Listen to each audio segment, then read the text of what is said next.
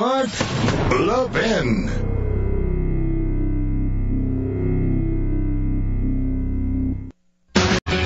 According to the Florida Sun Sentinel, Donald Trump is becoming the candidate of the Tea Party movement. Is that true? I can't imagine. As he prepares to give the keynote speech at a big Tea Party rally Saturday in South Florida, the world will be watching Donald Trump as he talks more about running for the Republican presidential nominations. Polls show him racking up lots of support. Political insiders are taking the notion seriously. Quote, it seems like he's tapping into the Tea Party and the disgruntled movements in this country. He sees a market. It's a political market. And it goes on, says Sean Foreman, a political scientist at Barry University. This is why I regret that so many conservatives and Republicans are playing nice with this guy, because he's not a conservative. He's a fraud. Absolute fraud. I've been a conservative for 40 years. I don't ever remember Donald Trump doing a damn thing. The last 2 years, with the rise of the Tea Party movement, did he go to a rally? Did he contribute to any of the rallies? Not a damn thing. All of a sudden, he's a Tea Party activist. Well, I'm not done. I'll be right back. During the last 2 years, when many of you were spending resources and time caring about your country, engaging, trying to deal with a out-of-control president and out-of-control Congress that was destroying your country. Spending your own money to go to rallies, spending your own money to set up websites. You, the Paul and Paulette Reveres. What was Donald Trump doing? Did he go to a single rally? Did he contribute to a single Tea Party cause? Well, he was spreading around his contributions, and we're supposed to believe that every businessman does that. Really? Every businessman gives money to Chuck Schumer and Anthony Weiner and Charlie Crist? Really? I'm not aware of that. Every businessman? That's what they do? Well, as recently as February 2010, a little over a year ago, right into the teeth of the Tea Party battle, Mr. Trump gave $2,000 to Anthony Weiner in his primary campaign.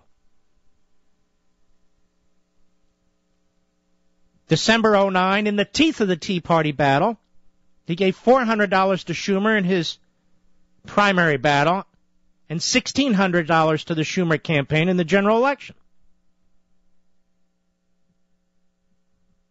In November 2009, he gave $2,300 to the Hillary Clinton for President campaign, I guess to help her pay off her debt, I don't know, as well as another $1,700 the day before. He gave $2,400 in October 2009, right into the teeth of the Florida battle, to Charlie Crist for Senate. I don't see any contributions to Marco Rubio here.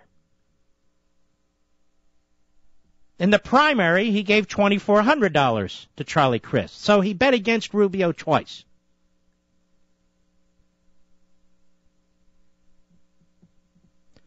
He gave $2,000 in the primary to Schumer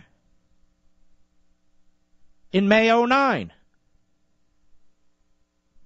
He also gave $2,400 to the Harry Reid campaign, Friends for Harry Reid, in his primary campaign. He also contributed to John McCain in the presidential election, as well as other Republicans. And the storyline that he puts out, we're all supposed to go gaga for it, is he's a businessman, he's got business in these areas, this is what you do. I don't understand what that means. That means, did you get something in return for these contributions? Because that's a crime. So what do you mean you do these things, this is what a businessman does? What does a businessman do? Make unprincipled contributions to some of the most left-wing losers in the nation who are undermining our country? This is the new Tea Party candidate? Why? Because he has the gift of gab? Because he talks tough now? I'm looking at his record. And we're going to look at more of his record. I was tipped off earlier today, this morning as a matter of fact, and I see it's now on Slate. Listen to this. In 2000, January 2000, I want to quote you Donald Trump. Look, I know a lot of you don't like this, but you got to listen to this. It's your country at stake. Quote, "We must have universal health care," Trump wrote in his own book, "America We Deserve. I'm a conservative on most issues, but a liberal one on this one. We should not hear so many stories of families ruined by health care expenses."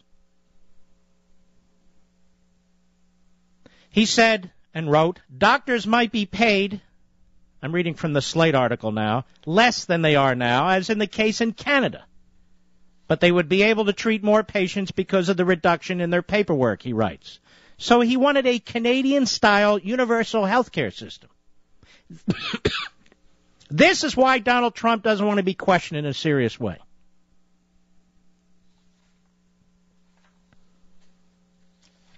What kind of judgment is this? And there's more than that. More than that. Mr. Producer, let us get, let's see, what order do I want to do this in? Let us get, let me go with cut 11. Here is Donald Trump, CNN, October 15, 2008, what, 2.5 years ago? With Wolf Blitzer. I want you to listen very carefully. Cut 11, go.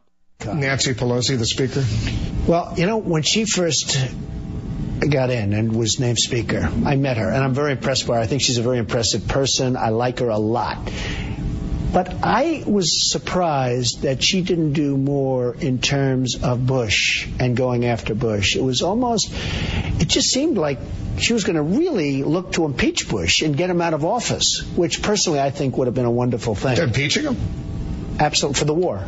For the war. Because of the conduct of the war. Well, he lied. He got us into the war with lies. Does this sound like a rational human being to you? Did you support impeaching Bush over the war? Also in that interview, he says Bush, disaster. Cut 10, Mr. Producer. Cut 10, go.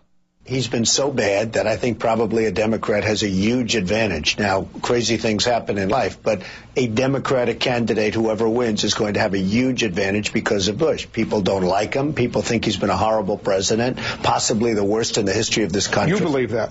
Oh, he's been a terrible president. You think he's the worst in the history of the United States? I don't think he can get much worse. Why? I mean, who's worse? Give me a couple of names. Who could be worse?